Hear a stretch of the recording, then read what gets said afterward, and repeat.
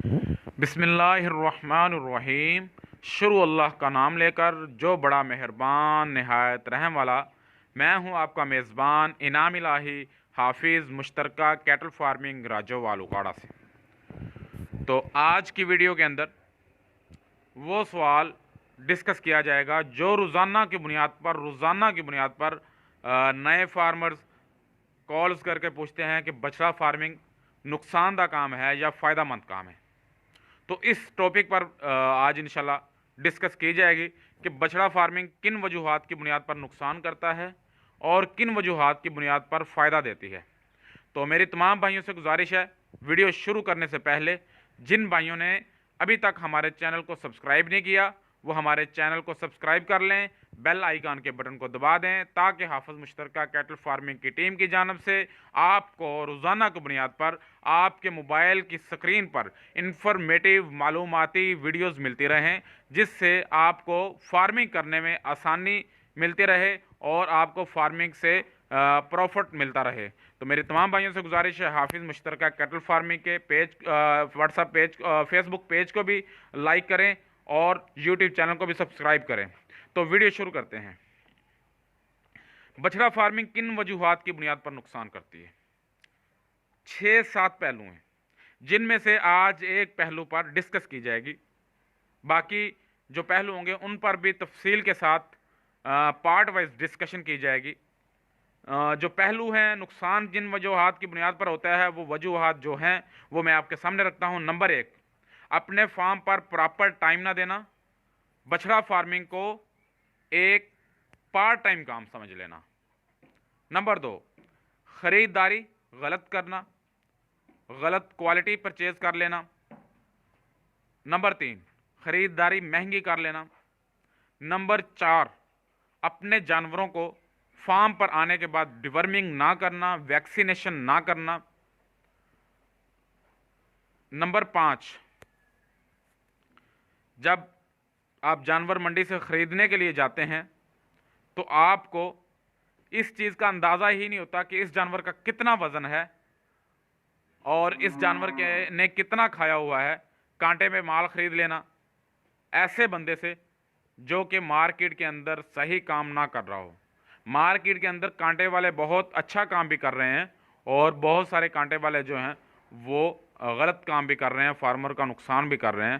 तो मेरी तमाम भाइयों से गुजारिश है, ये 4-5 पहलू होंगे जिन पर हम डिस्कस करेंगे। उनमें से सरफहरिस्त जो टॉपिक है वो है कि अपने फार्म पर प्रॉपर टाइम दें। मेरे तमाम भाइयों से गुजारिश है, खुदारा अपना पैसा बर्बाद मत करें। बछड़ा फार्मिंग में अपना पैसा बर्बाद मत करें अगर आप ये 4-5 बुनियादी जो सवालात हैं, बुनियादी जो चीज़ें हैं वो अपने बछड़ा फार्मिंग पर इम्प्लीमेंट नहीं कर सकते। तो मैंने आजकल देखा है कि बहुत सारे लोग यूट्यूब पर वीडियोस देखने के बाद बछड़ा फार्मिंग में आ रहे हैं और मैंने ये भी देखा है अगर 100 नया फार्मर आता है तो उसमें से 99% लोग जो होते हैं, 99 लोग जो होते हैं, 99 लोग होते हैं जो वो फार्मिंग छोड़ देते हैं और इसमें नुकसान करते हैं। उसकी वजह क्या है? उसकी वजह यही है, सबसे पहली उसकी वजह ये है कि जितने भी लोग इसमें आ रहे हैं वो समझते हैं कि शायद ये एक पार्ट टाइम काम है तो इसको कर लिया जाए। भाई ये पार्ट टाइम काम नहीं है, ये फुल टाइम काम है। आपको देखना पड़ेगा, जब आप बछड़ा फार्मिंग करेंगे तो आपको रोज़ाना की बुनियाद पर अपने एक एक जानवर को चेक करना पड़ेगा कि मेरा कौन सा जानवर ग्रोथ कर रहा है, कौन सा जानवर ग्रोथ नहीं कर रहा। क्योंकि जब आप ये सारी चीज़ें देखेंगे तो आपको आइडिया होता जाएगा कि इस कैटेगरी का जो जानवर मैंने ख़रीदा है वो वज़न नहीं कर रहा और जो कि मैंने इस कैटेगरी का जानवर ख़रीदा है वो वज़न कर रहा है। तो आपको क्वालिटी की समझ आती जाएगी।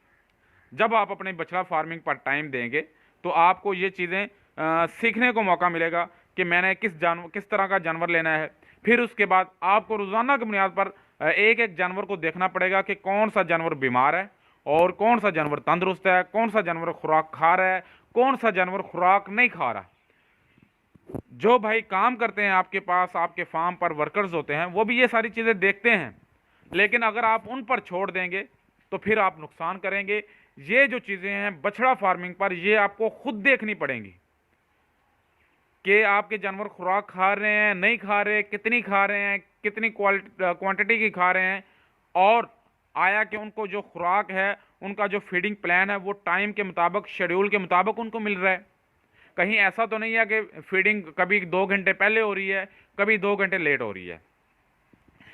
मैं आपको एक मिसाल देना चाहूँगा। ये जो काम है हमारा बछड़ा फार्मिंग का, ये ब्रॉयलर की तरह है। जिस तरह ब्रॉयलर मुर्गी को 40-45 दिन के अंदर तैयार किया जा रहा है, इस तरह हमने बछड़े को 60-70 दिन के अंदर या 3 महीने के अंदर तैयार करना है। और रोज़ाना की बुनियाद पर हमने एक बछड़े से 1 केजी से लेकर 1.5 केजी तक वज़न लेना है। अगर हम रोज़ाना की बुनियाद पर इससे इतना वज़न नहीं ले सकते तो फिर हमें नुकसान होगा।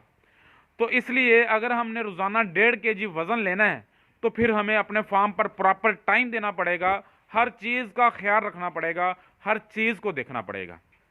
फिर हमें ऐसा नहीं है कि हम 10 बजे उठें सुबह तो फार्म पे आए, धूप में कुर्सी रखी और वर्कर्स को कहा जी फलानी चीज़ ले आओ, फलानी चीज़ ले आए खाने के लिए, वहाँ पर बैठे दोस्तों के साथ गपशप लगाई, माल्टे शाल्टे खाए, आजकल सर्दियों का मौसम है, और इंजॉय करने के बाद घंटा 2 घंटे बैठे और घर चला गया, तो फिर इस तरह आपको नुकसान होगा। मैंने बहुत सारे फार्मर्स ऐसे देखे हैं। मैं कोशिश करता हूं कि जिन भाइयों को नुकसान हो रहा होता है उनकी वीडियो बनाई जाए और आप भाइयों तक पहुंचाई जाए, ताकि आप भाई उन चीज़ों को फॉलो कर सकें, ताकि दूसरे भाई उनकी चीज़ों की वजह से नुकसान ना करें।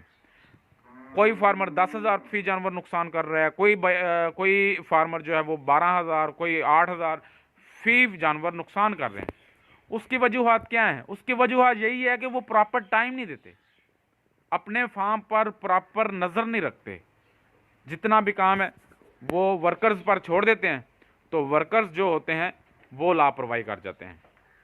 जब तक आप अपने फार्म पर टाइम नहीं देंगे आपको नुकसान होगा। आप अपने फार्म पर एक एक चीज़ पर नज़र नहीं रखेंगे, आपको नुकसान होगा। आप अपने फार्म पर गहरी नज़र नहीं रखेंगे, एक एक जानवर को चेक नहीं करेंगे रोज़ाना की बुनियाद पर, तो आपको नुकसान होगा। जब आप अपने फार्म पर प्रॉपर टाइम देंगे तो उसके फ़ायदे क्या होंगे? सबसे मेन जो फ़ायदा होगा, आप मुनाफे की तरफ जाएंगे। उसके बाद आपको पता चलेगा कि यार इस नस्ल के जानवर ग्रोथ करते हैं, इस जानवर ग्रोथ नहीं करते।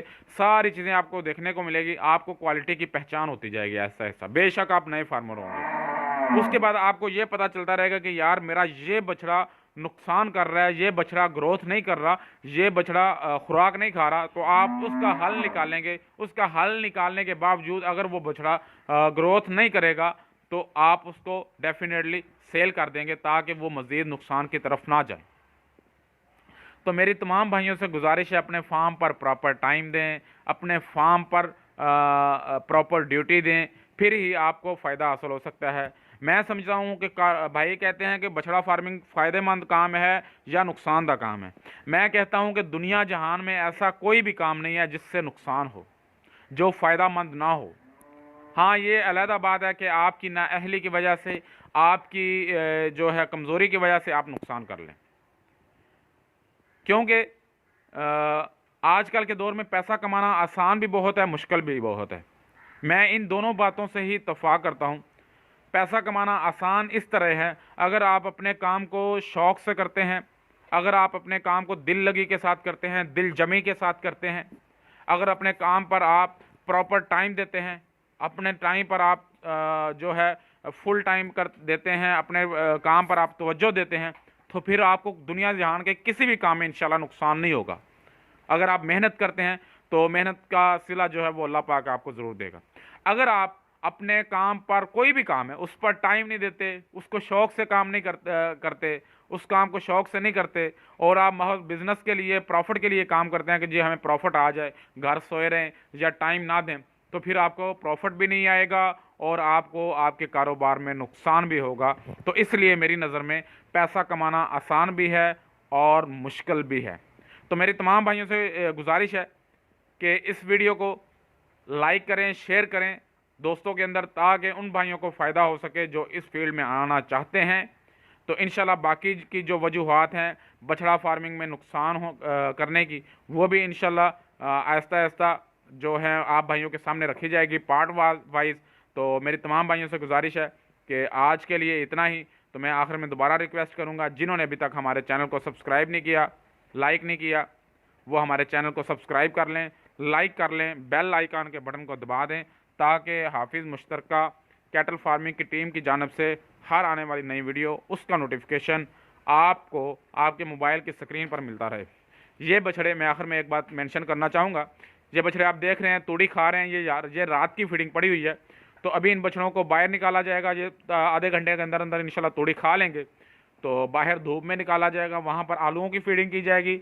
वहाँ पर ये सारा दिन 20 से 25 किलो फी जानवर के हिसाब से आलू डाले जाएंगे, ये आलू खाएंगे। और ये शेड जो गंदा हुआ पड़ा है इसकी सफाई कर दी जाएगी और रात को दोबारा फिर इन जानवरों को शेड के अंदर ले आएंगे और तूड़ी और मकई की दोबारा फीडिंग की जाएगी। साथ में 30 से 40 ग्राम फी जानवर मीठा सोडा मिक्स किया जाएगा ताकि इनका मैदा फिट रहे। तो आज के लिए इतना ही। अपने मेज़बान को दीजिए इजाज़त। अल्लाह हाफिज़।